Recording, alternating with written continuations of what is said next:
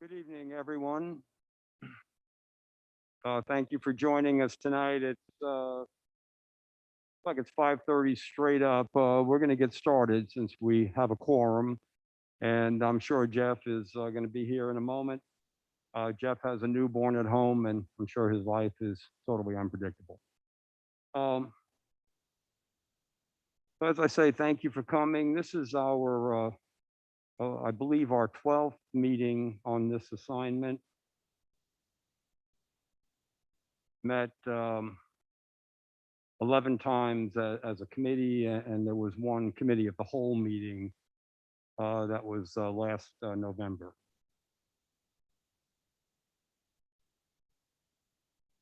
Since the last meeting, as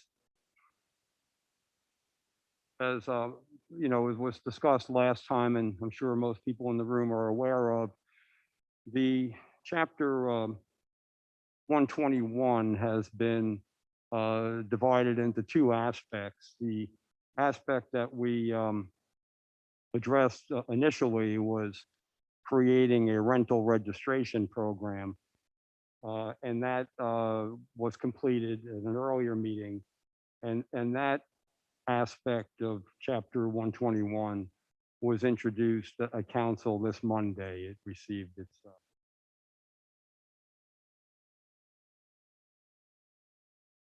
purpose of the meeting tonight is to look at additional aspects of Chapter 121, of course. And as always, we have not communicated outside of this meeting. We want this to be as transparent as possible. So I have a few hopes tonight, and I'll see if you guys want what your goals for the evening are. But my main goals for the evening are to one, pick up where we left off at the end of last meeting. We were discussing fact that the city's draft is largely a self-inspection concept. And we were talking at the end of the meeting about adding some element of third party or external inspections. And that's where the meeting ended. And, Bill, I believe you were, I guess the key thing for me was that it seemed all three of us felt there needed to be some degree of inspections other than self-report. Bill, I believe you said 3 to 5% off the top of your head. I suggested 20% random inspection each year, and Jeff mentioned a concept that was new to Bill and I, which would have been universal inspections and kind of a whole different direction. Jeff, I want to continue that discussion tonight, but I'm not sure where you're at in terms of what you proposed that night. Are you still looking at that as a possibility, or? Obstacles that I think I have are the random nature. In looking at the document that I really don't think what I proposed and what you arrived at through this long process are that far apart. Aspects, though, that Random. And what was the other one, Bill? random Jeff, nature sorry. of the inspection and the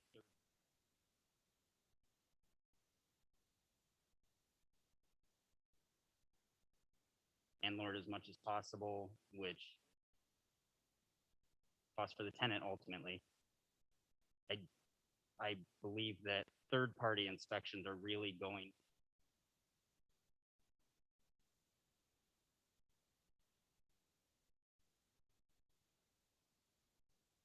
Now, although I don't talk to you guys out of here, I am allowed to speak to the other council members because that's not a majority issue. that's 2 out of 3 people, that's a violation. But I have talked to, Sandy, uh, and Rachel and Mark, as 3 people I think, uh, have certain desires to take this a bit further. And to be honest, I'm not getting any support for the proposal you came out with. So, to me, knowing where our peers stand, it seems like a non-starter. And I also, at the meeting, uh, again, since we hadn't talked, I responded spontaneously, and saw some really interesting aspects and merit to what you were saying. Um, but I did say, even at the meeting, that our assignment was basically for this issue, see if there was a need for some oversight, but not to create a position, create a bureaucracy. Um, and of course, what you're proposing would. But given that assignment, and more importantly, or equally importantly, the responses of our peers, don't think we're going down that road. That's not going to be a successful road to go. Bill, would you like to weigh in as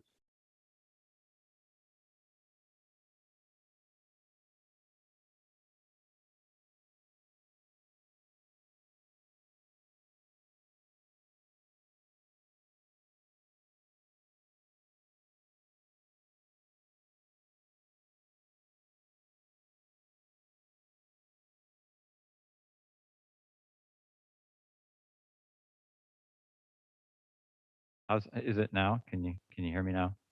much better? Thanks, Bill. Now you realize in about 5 minutes you'll be wishing I had left it off, but okay. Um, a couple things related to what you've brought up thus far. One, I think that Jeff should be commended. He has taken a number of different avenues and taken initiative. I think that's good. It's the kind of thing where you throw out a bunch of ideas and something will come about. And so I think he should be commended on that. Another thing I'd like to commend Jeff on is when we had deliberated last year, at the end of our document, we said there would be random inspections, and that's good.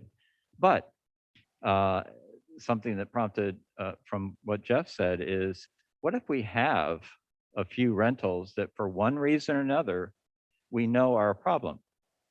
If it was strictly random auditing, then we'd just be doing the equivalent of flipping a coin, hoping that it would land on some of these problem areas. So I think that we should amend the random inspections to be random and targeted within the bounds of the law. Of course, everything is within the bounds of the law. So that what would happen is, as we have self-inspection, just like you do for income taxes, you have audits. And so the people doing the work, they can, of course, request an audit, which some may, just to make sure they're doing it right. But then we also have that as a provision. The percentage, I'm not wedded to any percentage. I'd be inclined to leave that to the administration, because not only would it be a percentage of audits, but it would be a percentage split between target and random. And if we have a whole lot of units that we want to target because of complaints or whatever, then that might draw some of the random, reduce the random. So I'd like to leave that percentage.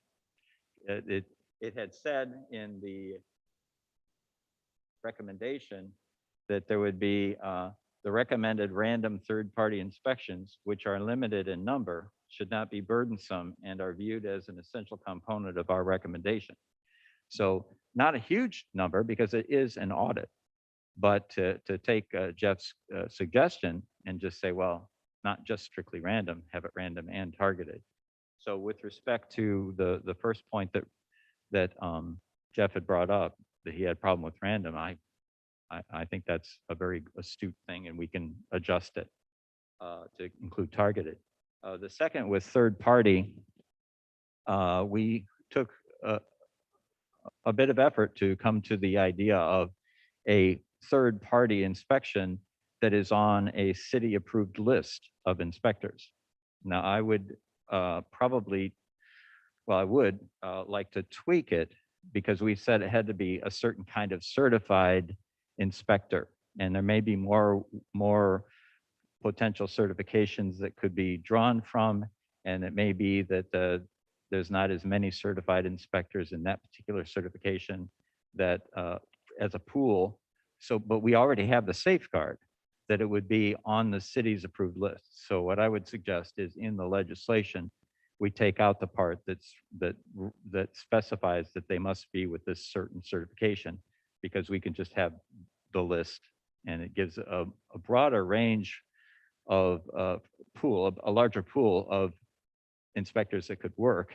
And I think that would also assist the landlords so they're not chasing after a lower number of inspectors.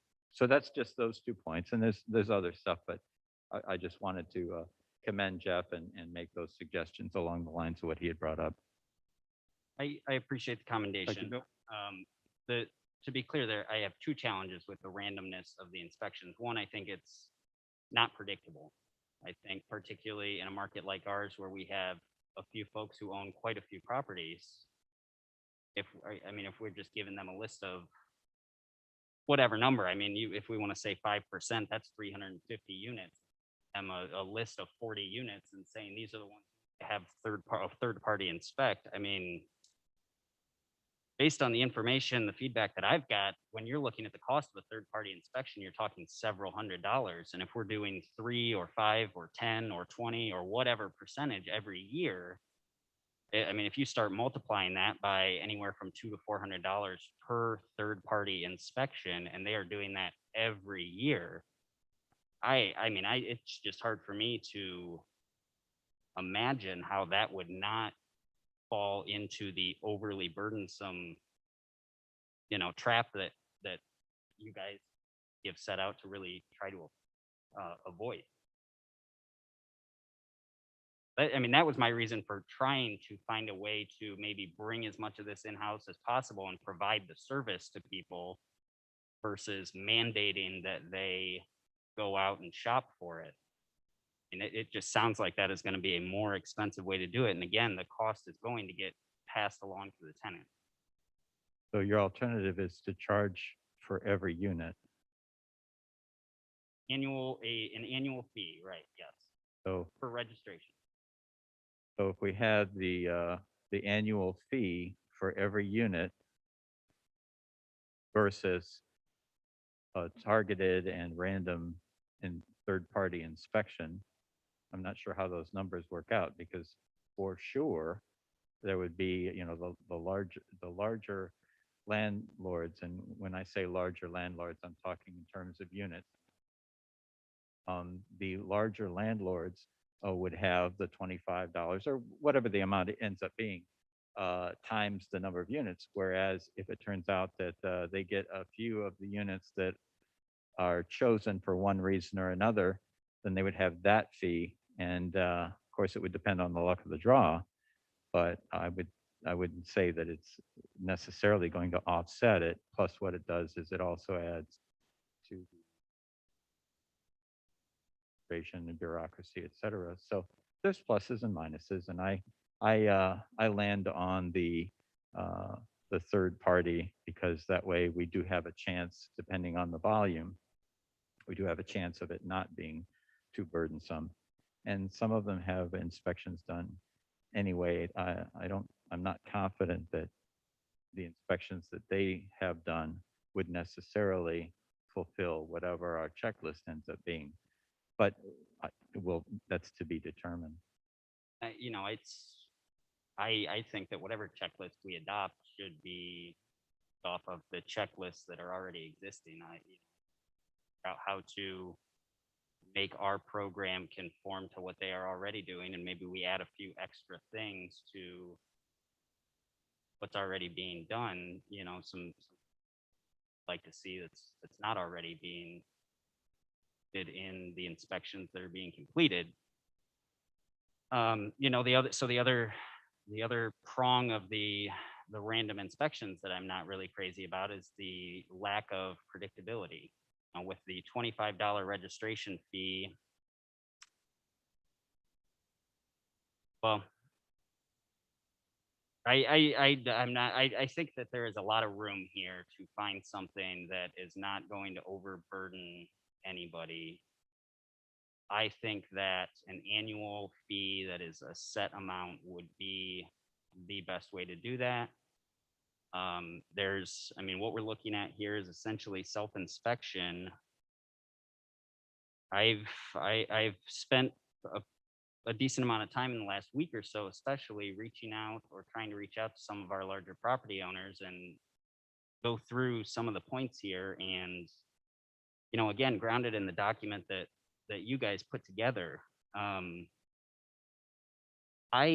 would be willing to accept, or, I would be happy as a starting point, I guess would be a better way to say it, if we were doing some sort of, so the military calls it a tenant's bill of rights, and I believe I mentioned this briefly at our last meeting. I think that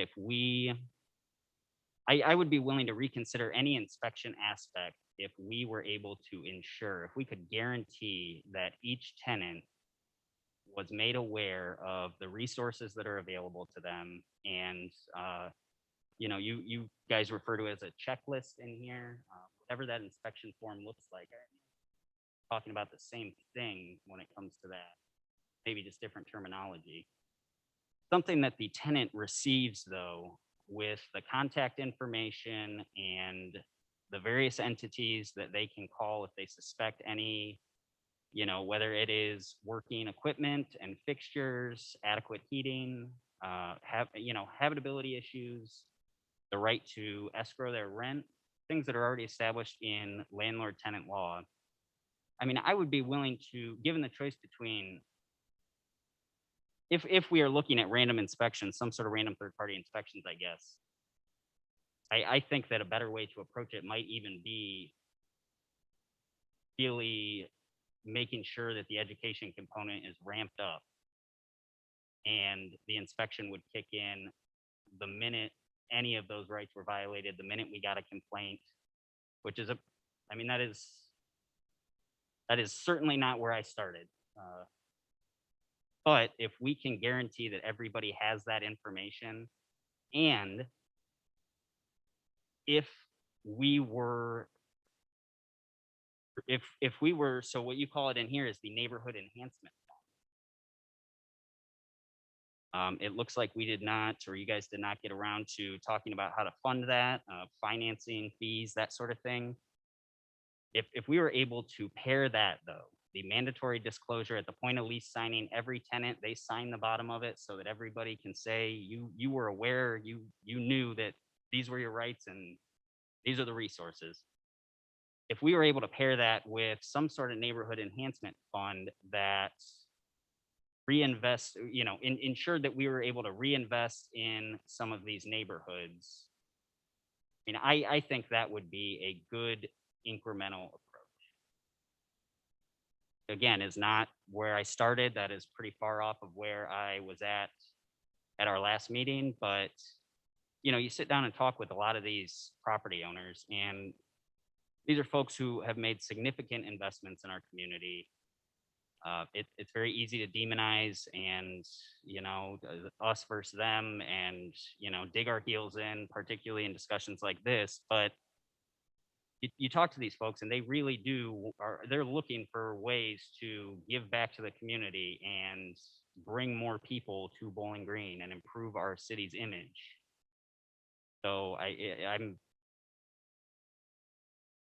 not convinced that maybe they would not consider something like that.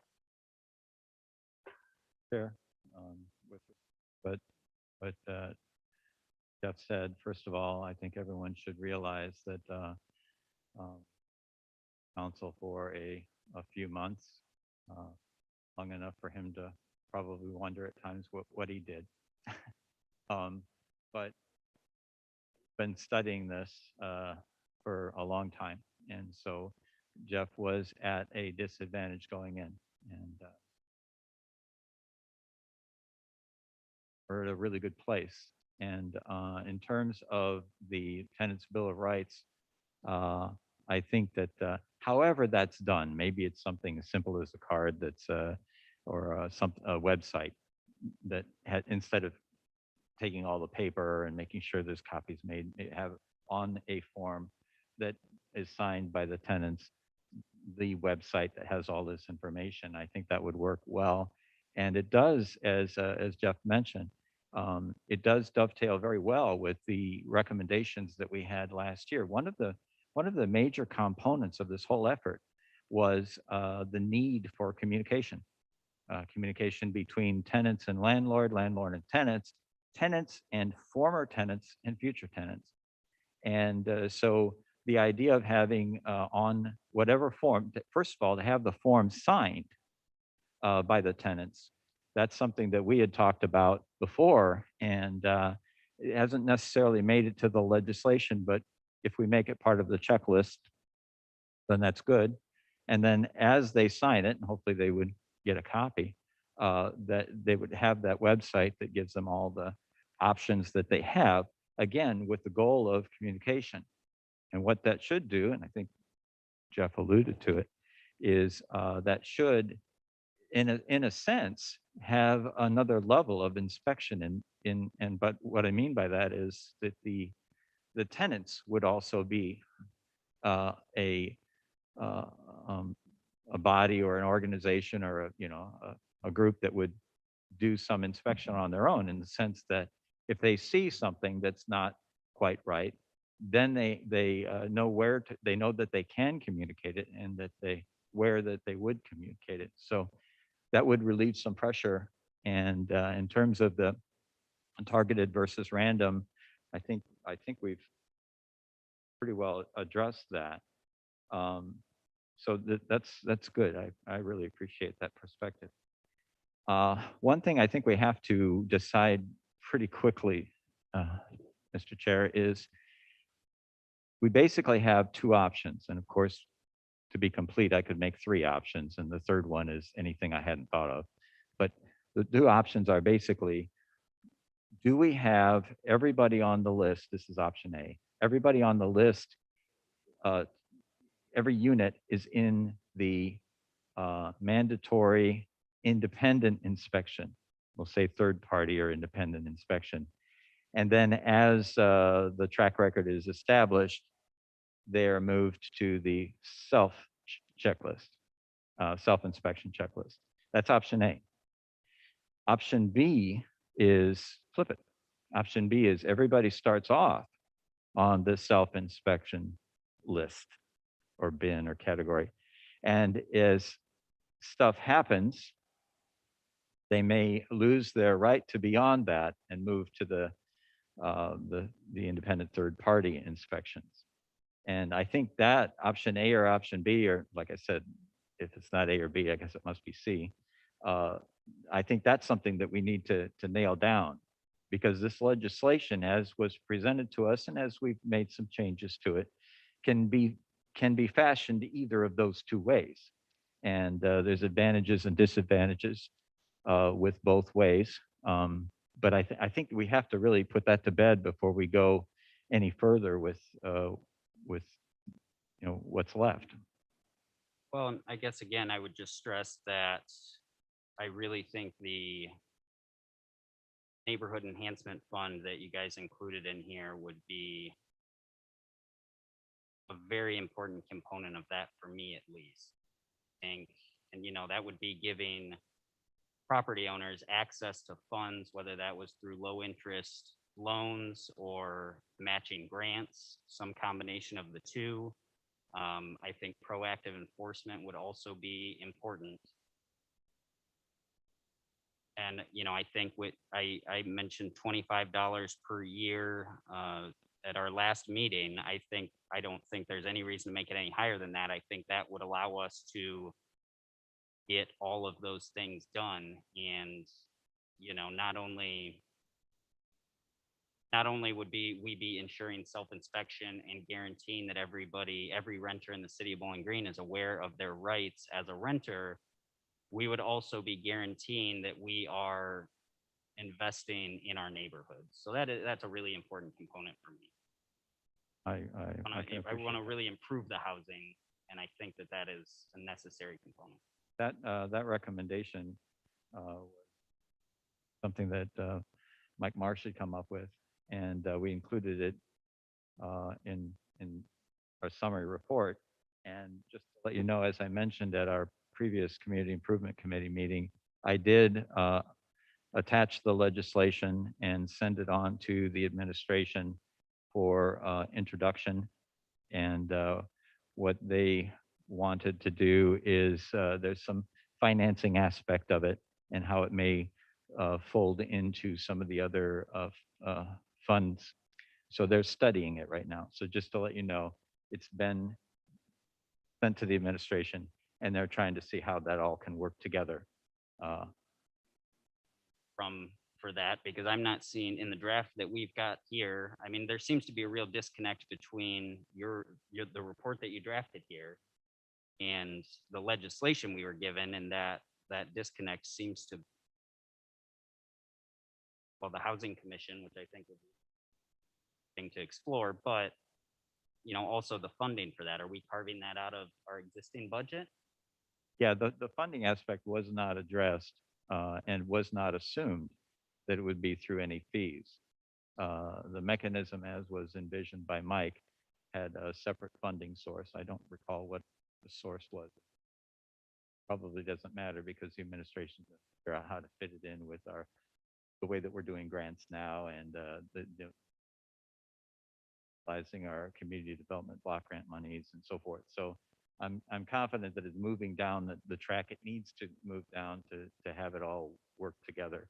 There doesn't seem to be any opposition to the concept and the legislation. So they're just working out the funding details. Thank you, Bill. I was wondering where that was at, and Jeff, where the registration piece that you get back to might fund such a thing. But again, I think I'm starting from the belief that we were asked to do this without a registration fee and without creating any staff or bureaucracy. So I'm trying to stick to that set of conditions. And,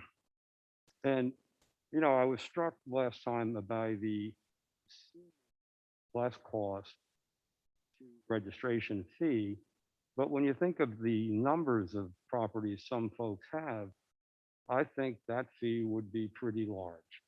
And I'm not sure that the occasional random inspection would come anywhere near $25 times, again, some very, very large figures.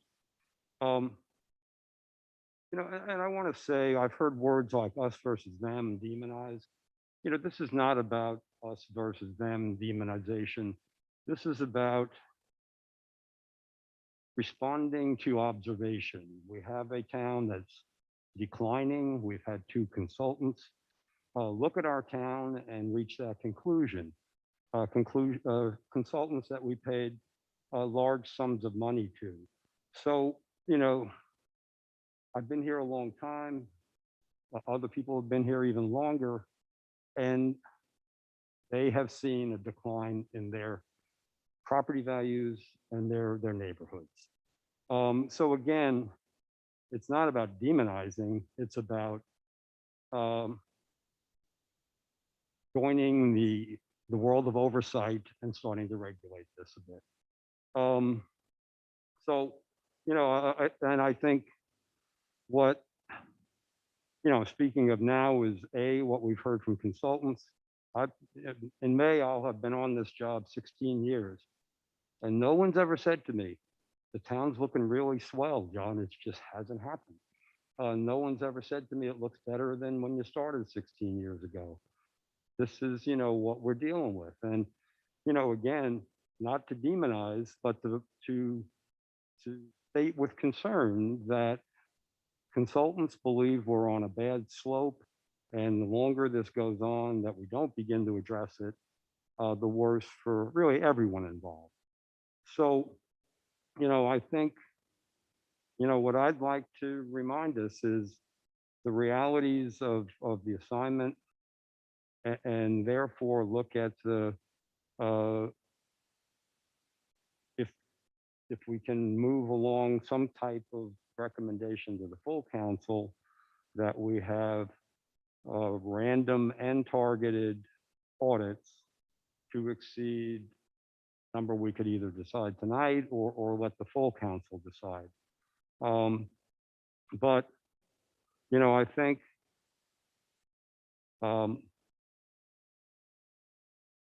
we're at that point. And, I think that given the decline in our town and the concerns consultants have raised, I think to have exclusively a self-inspection scheme is basically to do nothing and to kick the can down the road. So, I guess don't mean to be squelching new ideas or new directions, but I'm hoping we can wrap this up in this.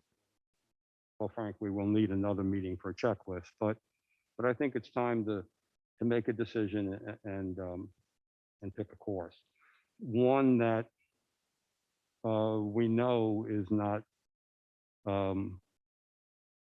outside the parameters of the assignment. So, just to flesh that out a bit, Bill, how would you imagine targeting? Because targeting makes sense to me. What would that look like in legislation? It's something that would evolve over time, so we can make a best guess now. And with some of this, as we implement it, we will learn more. But complaint basis would be one. External inspections, very limited, but that would add to it. And then of course the self inspections, and that's three. I'm sure that there are more ways, and we have to. The only caution is that whatever way we figure to target, we make sure we're. But I think that's something that would evolve over time. It's a good question. And incidentally, John, congratulations on being on council for 16 years. And you mentioned that the housing stock has decreased in those 16 years, and I in no way, shape, or form blame you. Thank you, Bill. If I wasn't wearing a mask, you would understand. I'm trying to be humorous. I knew even with your math. So, do you feel, Bill, that we are in a position to say to the full council, we want between criteria that to be determined for targeted and random, that we are prepared to, bring that to the full group and see if they agree, and then let the number emerge. I think anything less than 10% from those two categories would be, again, remiss. Yeah, it's a good question. I think that the course of action of we're very far along on this piece of legislation. I think if we make some modifications to it to reflect what we've talked about, and then send this along, it would be a good community advice for the full council. And one of that would be to make the change to targeted and random inspections in that council decide, or maybe council's decision is, I mean, one of the principles that I'm using here is, of course, the recommendation we had last year, but also part of that recommendation was that it is a multi-phased, multifaceted, and we've talked about some of the facets, but multi-phased. We're trying not to take too big of a step. We're trying to take some step that has a good chance of improving the situation. We learn from it, survey the landscape from the new vantage point, and decide whether or not we need to proceed to the next step. That way, we're not taking too big a step. We're not being overly burdensome to the stakeholders. So I think that's for me is a guiding principle. It is somewhat frustrating because some people want to take no steps and some people want to take larger steps. But our responsibility is to be responsible. And so that's a responsible course. Said that to answer your question, because then to answer the question, if we take this legislation, there's a few things that we got through most of it. Make the few additional discussion and possible changes, and then that goes to council. And then later in the meeting, we can talk about the game plan on how to come up with the checklist. But right now, if you don't mind, there's a couple places in the legislation. And once we nail this down, if anyone wants to continue discussing, I want to put a stake in the ground in the sense of, okay, this is something we have here, and then work off of that. So the very minimum is that by the end of this meeting, we have some legislation to go to council to deliberate on. Because I don't think we need to have the checklist done to be able to advance the legislation. And, just to be complete, we did talk about having a third meeting, an additional meeting, 13th meeting in May to look specifically at checklists. And, we were asked to create one. My hope is that we'll look at the ones we've received. We've received excellent ones from landlords already. The city provided one. Each side has provided one or two, and there's going to be incredible overlap on these things. But at that meeting, I'm hoping we can review all those outside of the meeting and then say potential to be on such a thing. But you're proposing then, Bill, that there would be verbiage added to the draft. Would we ask Mr. Marsh to do that for us? And then Yeah, whatever we decide here, if there's any adjustments to be made from the draft that he sent out the day after our previous meeting, that's the one I'm working from. Then he'd make those changes, and then we just go ahead and send that along to council. Not necessarily introduce it, but send it along to council, and then however the council president wishes to handle it, he handles it. But let me give you an example of what I'm talking about. If we look at section 121.042A, starting to sound like historic preservation, sorry. 21.042A. That's where it's mentioned about the certification, the certified inspectors. A says ASHI, which is American Society of Home Inspectors. Certified inspectors required, contracted for inspection shall be performed by certified ASHI home inspectors. And basically, what I would say is that we just take section A out, because we already have in 2, inspection shall be conducted by the owner, manager, designated agent, or be contracted for with the City of Bowling Green approved inspector. So whatever criteria the City of Bowling Green uses would be, whoever's on that list, or whatever organization is on that list. So it doesn't become overly constricted. So that would be an example of something that I would like to have changed. in the legislation, it does speak of, self-inspection, self-certification, but there are a few criteria where people would be expected to have an external inspection. I personally don't know how many inspections that would result in, but I think we need to learn more about that, because that's a bit of a targeted concept that's already included. But what I'd like to learn is, A, what would that really result in, if any inspections, what's in the draft?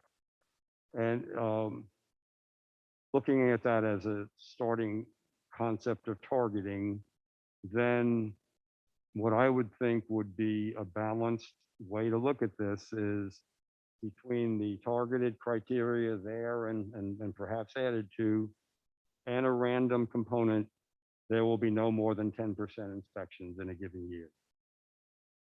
That related to what I just, Sorry? that related to the clause that has the ASHI.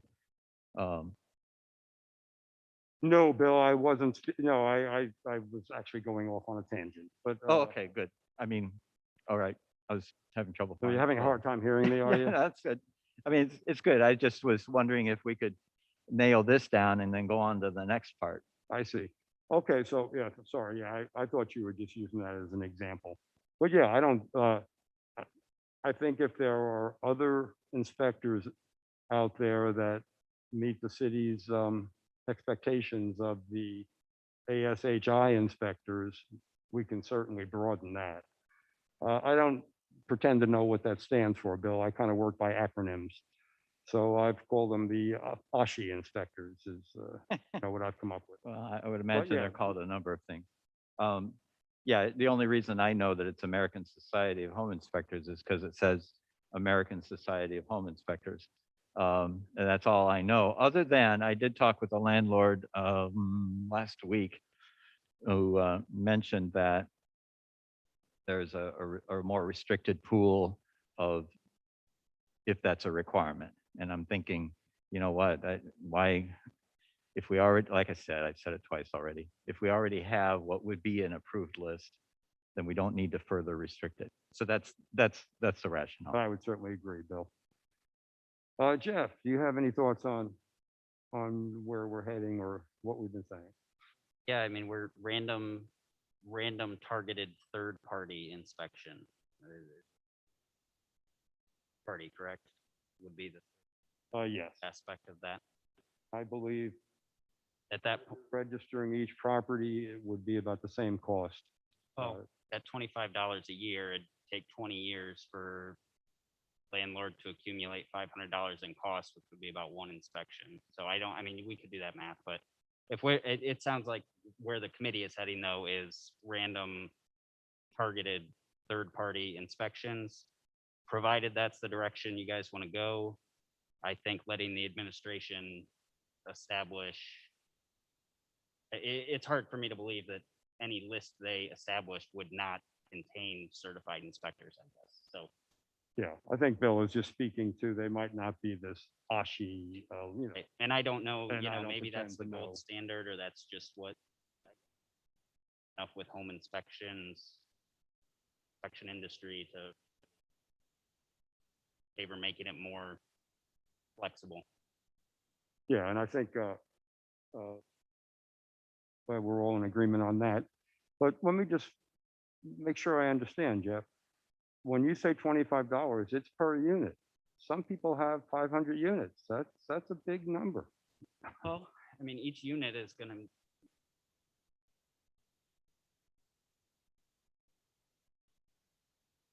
require any third-party inspection. So whether I've got 2 units and I'm paying $50 a year, or I've got 2 units and both need inspected for $500 this year. However, yeah, whichever way you want to describe the cost. But I just wanted to make sure that the costs are really Yeah, yes, not per, as inherently divergent as I once thought. And I don't know that they're $500. I've heard 400, and I heard in bulk they can be 200. So, I think I can't do that math in my head. So Yeah. 500 was a nice. So whether it's 17 years or 20 years. But again, if this is the direction you guys want to head, I don't want to derail the conversation. I don't want to be getting locked in again like we were last time. So I'm fine And going with the majority. bearing in mind that, again, this is multi-phase. So if it turns out as we put this together that there's need for adjustment, we adjust it. Yeah, I guess a fundamental principle that I have always tried to bring to this is creating something that is predictable. It seems like there are a lot of you know, if we're revisiting this every 2 years and changing whatever law or program we devise, that just seems like it's gonna, again, we don't have to get into it. It's not the way that I would do it, but Yeah, as many cases, it's a balance. exactly, it- exactly. and that's what we're trying to achieve. So knowing it's not, you know, totally embraced, and the reason I'm totally embracing what I'm about to say is I just believe, having canvassed the peers and knowing our assignment, that there's only one way to go, if any, and that would be along these lines. You know, what I'm hearing is, and I don't think we need to set numbers tonight, but I would like to move on from this piece and say that we are, uh, I'll make a motion. I move that we um, expect between targeted and random inspections, 10% third-party inspections per year. Motion is to move that to the larger council for further discussion. Further discussion, a draft will be created and it will be, you know, fully discussed, I am certain. Your motion 10% or to pass it along to council? Or is it to 10% and pass it along to council? But just to, you know, to not feel like we didn't even come up with a number, I'd like to suggest 10% to our peers between those two categories and go from there. That would be the recommendation. That's going to be what we propose to the larger group. Yes. That's what I'm suggesting. Do I have a second? Second. Thank you, Jeff.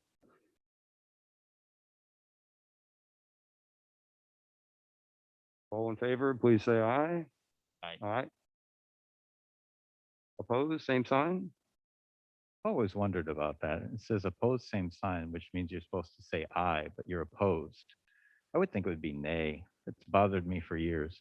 But since you said same sign, aye, and by that I mean nay. Okay, Reason for that is I'd like to leave it nebulous. Unspecified, that sounds more decisive. Unspecified, and let the administration come up with something. So that's the reason for the vote. thank you, gentlemen. And I know, Jeff, that you have, you know, some reservations perhaps, but I'm going to conclude that we're going to pass that that motion by a 2-to-1 vote, and we'll ask for verbiage to reflect that. Formal vote on.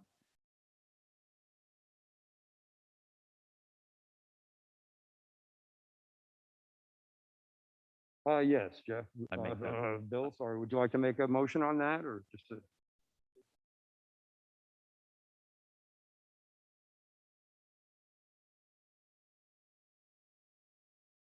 I'm sorry, were you going to make a motion, or? I did. I said it's so moved. I'm sorry. Oh, so moved. So yes, I would second that it would just be inspectors that are qualified to do it, does not need to be an ASHI inspector. I'm comfortable with that. All in favor, please say aye. Aye. All those opposed, same sign. Thank you, gentlemen. Minutes ago, and I'm not sure how it's reflected in this legislation. Highlighted and read and studied, but I'm finding it. I mentioned option A and option B with respect to the structure of the ordinance. Option A being starting off with everyone with the independent third-party inspection, and then as you show good behavior, you're moved to the self-inspection list. Option B is everyone starts on self-inspection, and as they show that they're not worthy of that category, they're put on the independent third-party inspection list. I think that it's important for us to structure the legislation whichever way we see out of option A and option B. Well, maybe I'm being dense, Bill, and I do have a bit of a hard time hearing in here, but I think what we're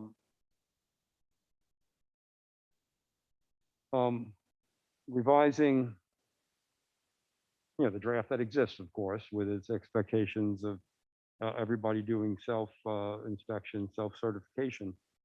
And we're adding an expectation that there be percentage of that done randomly or by a third party or by some targeted criteria. How does that not fit into your A and B piece? I mean, it's different. When I read through this, I have had difficulty. I even put together a flow chart to try and figure out the process here. And I have difficulty discerning from this whether it is incorporating option A, B, or is silent.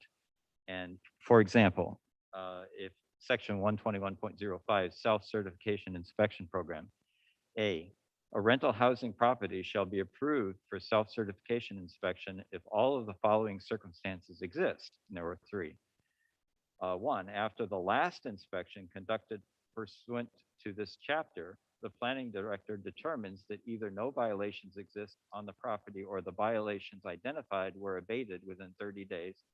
And then, so the point is that after the last inspection, and I assume by that they mean the most recent previous, because who knows what the last inspection will be. So after the most recent previous inspection, all right, well, how was that most recent previous inspection done? Was it done as part of an independent third-party inspection, or is it a self-certification inspection? And I haven't been able to find that in here. And again, it might be that it's there. So that's why I'm bringing it up, is to make sure that it's clear that we're starting off with everyone in one bin or another. And then if they meet the criteria, they stay in the self-certification or they don't. I mean, the section 121.05 is self-certification. I'm just trying to figure out what's the base point. Gentlemen, if we are talking about third-party inspections to establish a baseline at $300 each for 7,000 units, you are talking about a $2.1 million charge to the people of Bowling Green. I understand that we don't want to create bureaucracy, but wow, I can't support any mandatory third-party inspection of 7,000 rental units, because again, it's coming out of the tenant's pocket and people just don't have it right now. And hence the need to distinguish Just between where I stand. A and B. So what Jeff's saying is, okay, there's advantages and disadvantages. The disadvantage to option B, which is everyone starts in self-certification, is that there are a number of people that think that that's not going to be tremendously effective. And the disadvantage to A is exactly what Jeff said. And so, and his reasoning for going with option B instead of option A is very sound. The question is this, we need to be on the same page. Is this the direction that we want this legislation to go? Well, the way I see 121.05A is that the city is basically saying everyone will be entitled to do self-inspection unless they are remiss in one of those three categories. So Then to I me, make a motion that the intent of the legislation is made clear, that everyone starts off in the self-inspection category. And then we already have the wording on movement from. We're just talking about the initial being everyone is starting off with self-inspection. So I move that that's incorporated in clearly in the ordinance. And we'll let Mike figure out how to write it. I think that's how it's written here. We are self-inspecting in order to gain the ability to self-certify. You know, if I think that's the way it's written. I believe so. But, and I look at A in 12105A as a bit of a targeting. You know, if you did not meet these three criteria, you are not self-inspected. You know, so to me, maybe if having it there isn't where it belongs, but you know, I think it could be said that we are basically creating a self-inspection system unless you are targeted due to these criteria, which could be that A through, you know, that 1, 2, 3, perhaps another additional targeted element. Again, my point is, I don't have an issue with the wording of A and B in section 121.05. That's the ongoing. But when it says after the last inspection conducted, it doesn't, as I can see, it doesn't say specifically that the initial inspection shall be done this way. And so that's what I'm trying to get clarified. That's what the motion is that the legislation reflects that the initial inspection is self-inspection. And then everything's primed and everything moves. I got it. Because yes, when I read that, I think after what last inspection conducted? I mean, it's, Well, it says it says after last inspection conducted pursuant to this chapter also including 121.04, which says that inspections shall be conducted by an owner, manager, or designated agent, or the city, the third party approved by the city. So, I mean, I read that as saying if you inspect under 0.04, qualify for self-certification under 0.05. Maybe it needs clarification, but I guess that is how I read it. Yeah, and that's all I'm asking for is clarification. It was inserting one sentence. and thank you, Jeff. Since it is legislation going forward, maybe that resolves my little bit of confusion. But with Jeff's contribution there, Bill, are you okay with that, or do you feel we need to request that A be elsewhere in the document? Yeah, just some sentence inserted somewhere, just to make it clear. And maybe it's clear to everybody that gone to law school, or maybe it's clear to everybody that except me, but A lot of money to understand that. So is there, you know, excuse me, my hearing is starting to fail now, Bill. Do we need to make a motion on that, or? does Jeff- I move that a sentence is inserted to clearly specify that the initial inspection is self-inspection. As qualified by earlier decision, I'm totally comfortable with that. I would second that.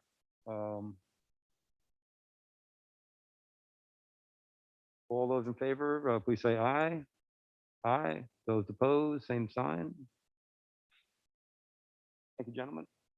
The other thing I wanted to, you know, establish tonight, and I feel like we have, but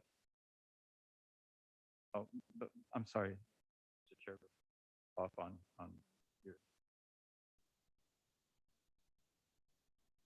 Jeff can help me. Is there a mention in here about random inspections? there is not. No, this would be something, I would say that we wording, and I don't have the word in front of me what it would be, but basically direct the city attorney to include a provision where the city can conduct in random and targeted audit inspections. oh, no doubt. Yeah, I assumed that whatever we came up with tonight, that we were going to ask ultimately Mike Marsh to, if you were about to say something. That would be 121.08 subsection D is what authorizes the random inspection. If you want to, so what Wrestling is inserting a minimum into that section. I think that's what authorizes the, So you're saying it would be in 12108, that,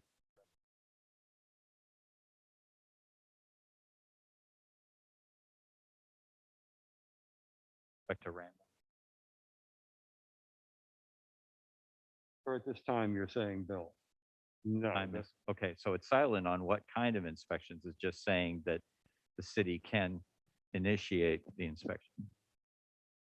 how are we going to randomly select it? Lottery? Uh, I think that'd be kind of cool, but That's my,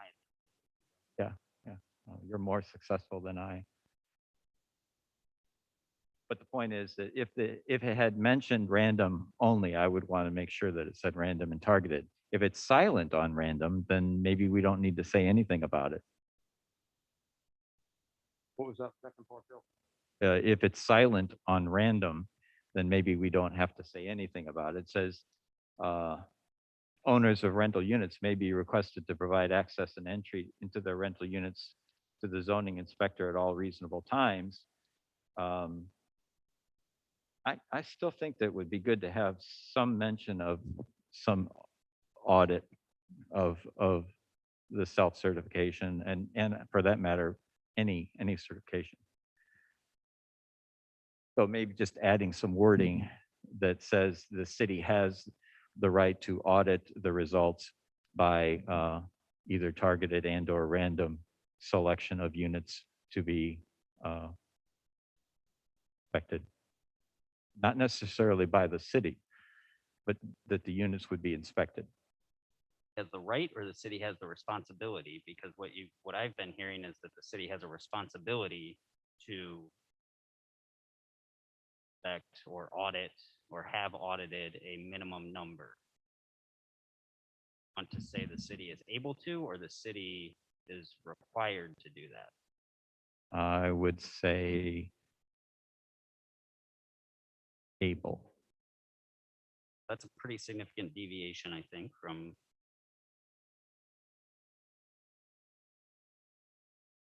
Well, if we say the city is required to undergo an audit, then that would mean that they could audit one unit. If we say a certain percentage, then they would be required, the city would be required to initiate an audit for that particular percentage as determined by, I don't know, all the units that are registered, I would assume. You have a leaning one way or the other, Jeff? well, if we say that they're able to audit 10%, then they could audit 0%. I'm looking for clarification on, or maybe we should decide, is that what we mean?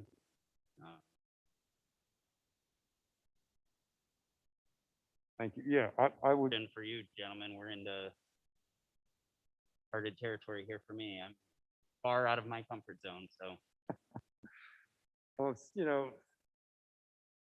continue to communicate, Jeff, but, basically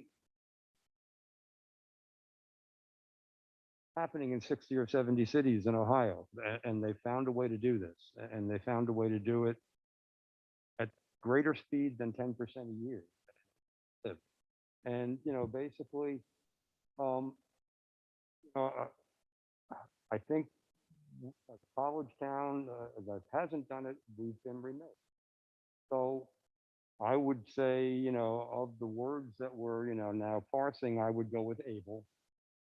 But it is not in there now. It is something that we're requesting be added. In much the same way we requested it at the time of the meeting when we came up, this idea was born.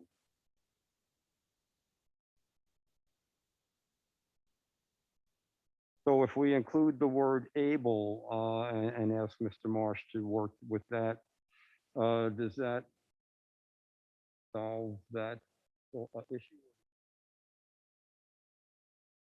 Or is there more to say about that, I should say? I would say that in this case, we're trying to go from nothing being written here to having something put in with respect to targeted and random audit, and let Mike come up with a wording. So it's in there. It's kind of like a placeholder, if you will. Gets us most of the way there, and then just have that be something that we revisit when it comes to the full council, because we're going to have a discussion about percentages anyway. So that would be a good frame for the discussion to say, here's the wording. Is there any issue with the wording on targeted and random audit inspection? And then while we're at it, and it folds in as Jeff was alluding, is there a certain percentage we wish to specify? So I think we can tackle it by just including it, whatever Mike comes up with, and then the full council will be discussing targeted and random anyway. So can refine it if need be. Thank you, Bill. Comfortable with that? Jeff, any thoughts on that? The only thing I wanted to reiterate tonight is, again, it's largely a self-inspection system. And alluded to it, I've mentioned it in previous, but I think that a signature from one or more tenant elevates self-reporting to by a would-be tenant. Just in the name of concluding everything collectively, I'd like to make a formal motion on that. I move that whatever mechanism or checklist is used for the self-audit, that it has a place for one or more signatures by a prospective tenant. I second that. All those in favor say aye. Aye. Aye. Those opposed, same sign. Now, already approved it, and that's cool. In terms of the inspection, there could be a change in tenants after an inspection and before the next inspection. We're not asking them to revise their inspection list every time there's a change in tenant. It's just that when the self-certification is done, whoever the tenant is at that time, at least one of the tenants would sign it. Is that what we're saying? I would prefer that we are not requiring self-inspections in the middle of a tenancy. Having rented, looking around the room, I may be the only person here who has rented within the last decade or so. It's kind of a pain when the landlord shows up and wants to go through all your stuff. And if all we're talking about is a self-inspection, I'm not sure that it couldn't wait 6 months until it is empty. If you've got somebody who is renting a unit for a number of years, I think that they're going to be in a pretty strong position to monitor the unit and make any reports that they need to. I would not be in favor of having a self-inspection in the middle of somebody's lease, or requiring it at least. I mean, the landlord is free to do, they want to inspect in the middle of somebody, that's obviously their right, but I don't think we should be requiring that. So, yeah, I don't have issue with your statement, just in terms of procedure. Let's say you have, and I think you might be the only one renting, because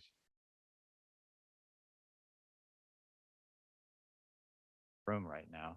Yes, including me.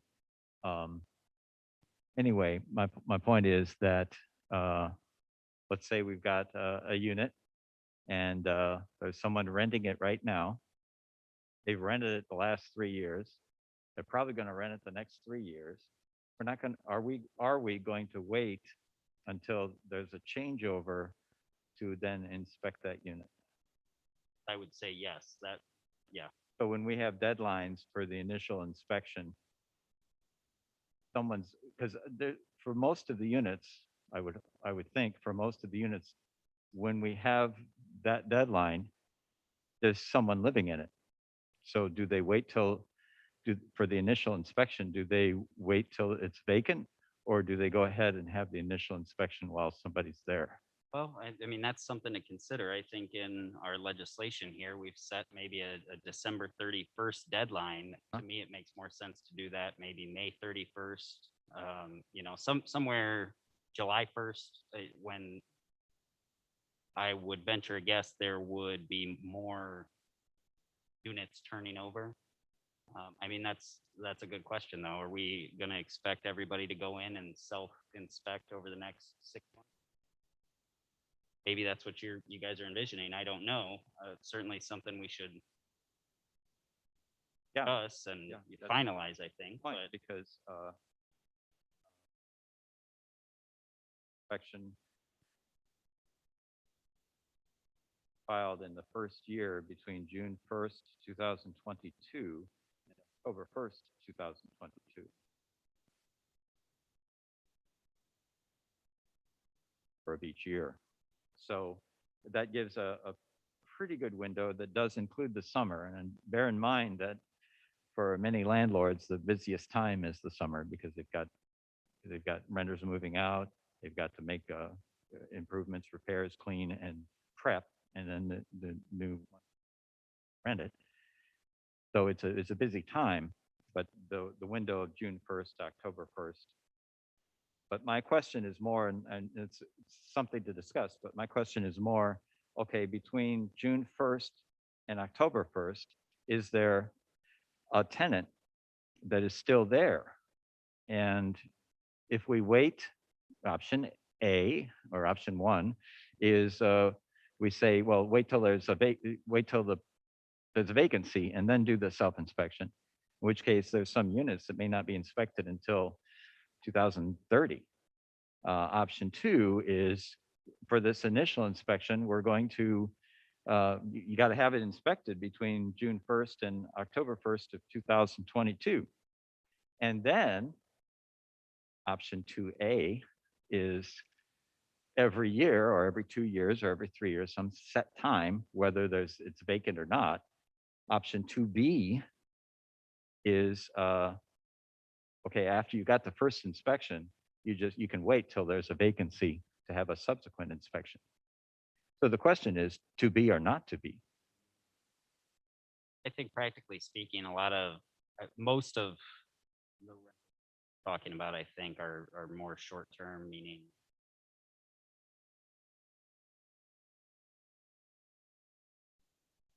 six years, the same unit. I'm sure there are a few, but ultimately. There are areas of the city where it's more established. Now,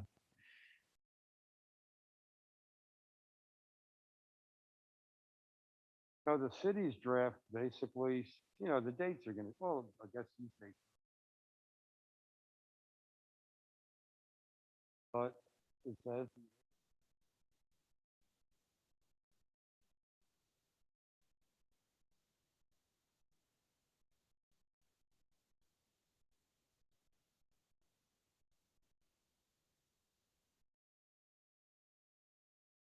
on ourselves with dates, not nightmare. I have an apartment. When's it open? Whoever knows. I mean, if I have dates I have to do something by, but by when they're vacant, it just comes, it's like holding water in your hand. Again, we have two issues here. One is initial, trying to establish a baseline. Initial would be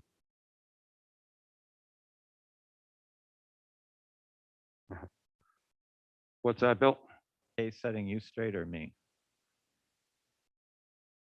I was moving away from it. Oh, okay. So to establish initial baseline, we've got the legislation here that's between June 1st and October 1st of 2022. So that's the baseline. And so that's an issue. I'm comfortable with that, although we could adjust the months as we get feedback from landlords. Sure. Then there's the ongoing, and I think that's the crux of what Jeff is mentioning. Do we have a set time period like you suggested, John, or do we have whenever there's a vacancy, if it's after a set amount of, years, then we do it. I think logistically, in terms of keeping track of all this, it might be more difficult to do the as there is a vacancy, but I can see the value in it. Certainly. But we also want to have, we don't necessarily want to have a situation where there hasn't been an inspection in 10 years or something, but again, that's not the usual case. Got a tenant who's been living in a unit for 10 years. I think it would be probably okay with the quality of that unit One from would a think, health and yeah, safety standpoint. one would think. So I myself, I can go either way. So I'm going to give half a vote for each, but secret. So anyway, how would you like to proceed, Mr. Chair? I think you came up with the right word, or that troubles me. Logistically, I don't see how there's any other way than to say the inspection is due whatever chunk of time in 2022, and that they're due every subsequent year in whatever chunk of time. I don't think anything else is doable. Get down into, I guess I would make a motion that self-inspections are conducted anytime there is a change in tenant. With it, On the ongoing annual self-inspection. So not the baseline that you're referring Right, to right. that is due in 2022. The ongoing annual inspection, the annual self-inspection, I would move is not required unless there is a change in tenant, one or more tenants.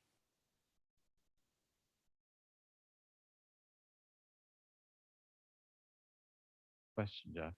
I would say maybe a complete switch.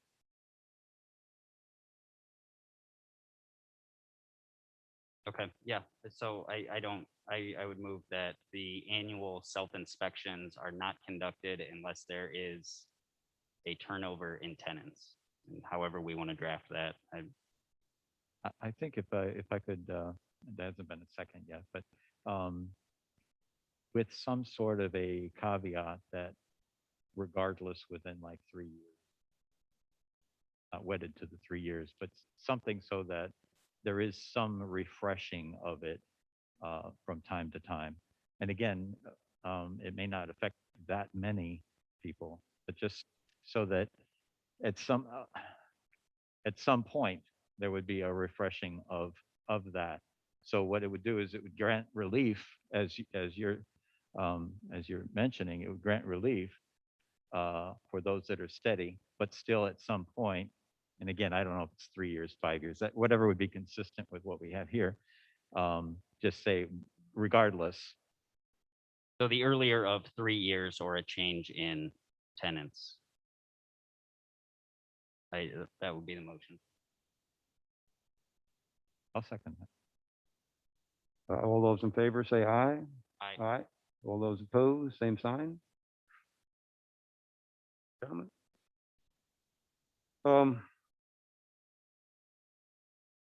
The other thing I think we're going to need to certainly revise from the draft are the dates. The dates were set, before we knew a pandemic would delay everything. I think that can be worked out with the full council as opposed to even speculating on dates now. The full council will know where we're really going when this passes, and I think the dates can be deferred until that point. Other than that, I believe we're at the point of considering the checklist that was part of our assignment, and I'm hoping to do that at our next meeting. Is there anything that you guys would like to address this evening? With respect to the checklist, there's a couple of different ways that we can approach it. The administration did provide one, but I believe it was basically just Rossford's. I may be wrong on that. And there are a number of stakeholders that have quite a bit of information that would be beneficial to utilize. One is the expertise at the administration level, and another is uh, the East Side Neighborhood Residential Neighborhood Association, and then of course the Landlords Association. So there's different ways to tap into those resources. One way would be kind of sequential, in the sense that maybe what we do is we have the administration and they may simply just say, well, we gave it to you, it was the rostered one, we're cool with that. In which case, okay. And then it goes to the East Side Residential Neighborhood Association, and they may add things based on their observation over the decades. And then the Landlords Association, and just say, here's what we have thus far. Is there anything you think should be added, like is universal that you always check for anyway? Or is there anything here that that should be that's problematic and could be removed? And then at that point, it would come to us, and we would have the benefit of the input of all those resources, and then we'd be able to tweak it and pare it down or reorganize it or whatever.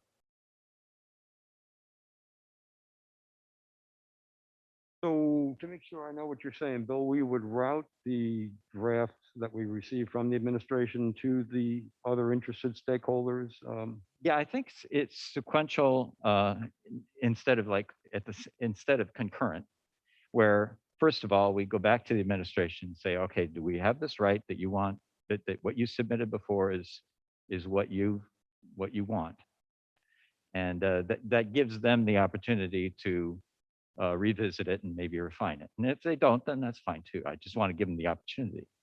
Then it comes back, and then we say, okay, we've got this.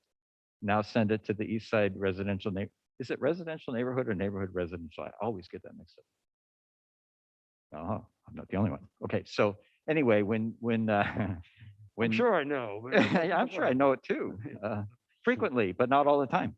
And so then it goes to them. We gain the benefit of their understanding and work they've done. Comes back, and then we send it to the landlords, get their input. Comes back, and then we finalize it.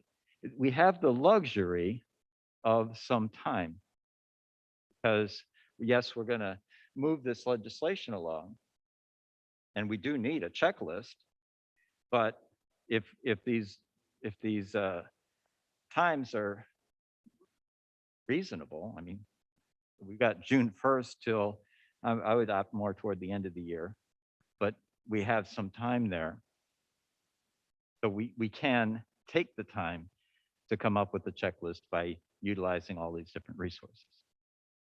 If we were in a hurry, we wouldn't be able to do it.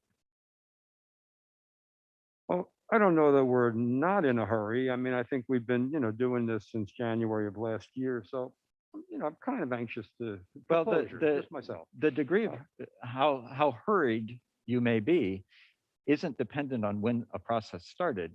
It's dependent more on the deadline.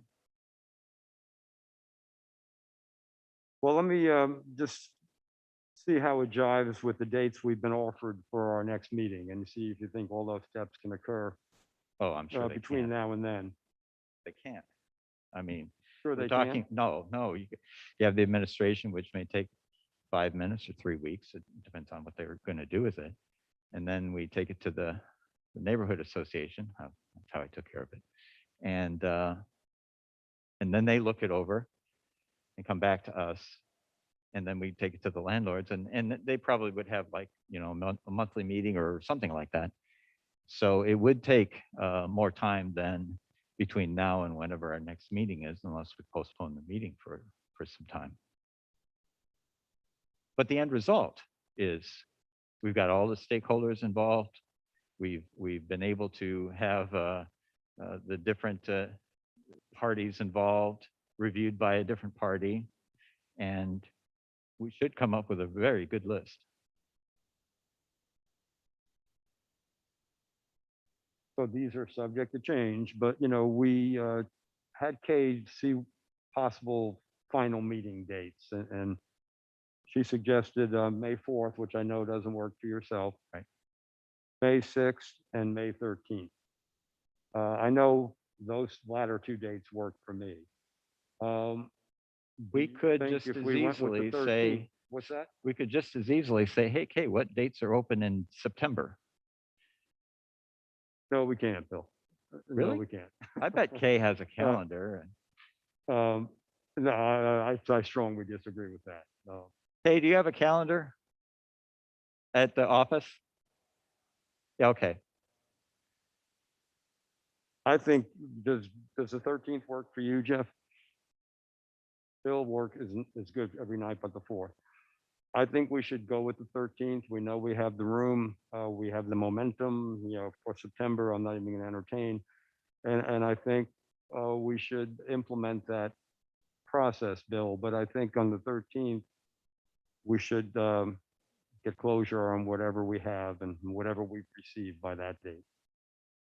Personally, 5:30 meeting. that was the time payoff. Bill, can you live with this?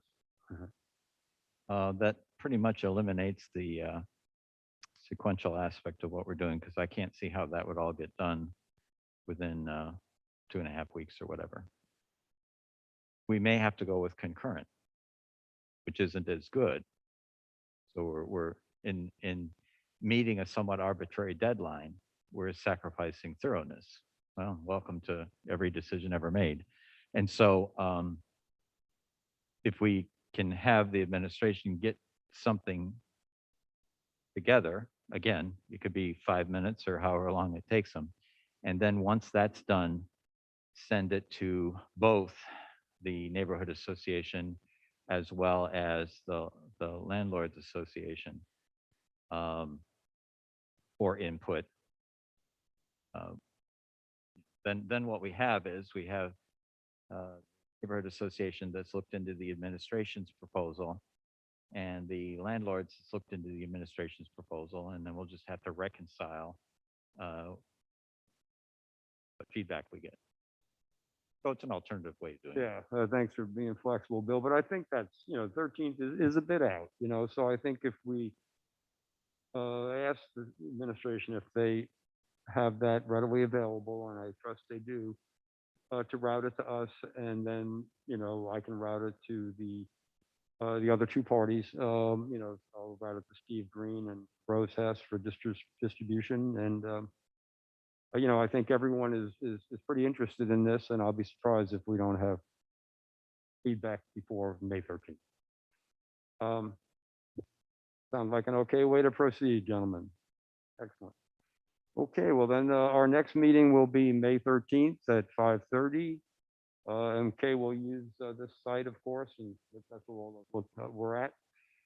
And is there anything else that we need to discuss this evening, gentlemen?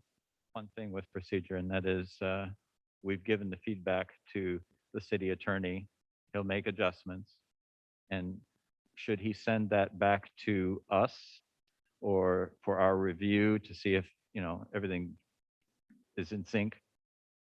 And then we send individually, without a meeting, individually, he sends it to all three of us. We, without talking to each other, look at it and say, well, how about this or that? Send it back to him. So then when it does go to council, we've had that extra layer of review. Sounds great. Yeah, I think we should do that. Ask that to be sent to us. Excellent, Bill. Anything else we need to discuss this evening? I personally would like to commend both of you for the amount of work and insight and on this. It has taken a long time, but a lot of stuff that's monumental does. And so I think it's been great working with you all. Oh, thank you, Bill. Yeah, it's been an interesting process. Thank you, Jeff, for your creativity, and thank you, gentlemen, for moving this forward. Thank you, everyone, for coming this evening. Our meeting is adjourned.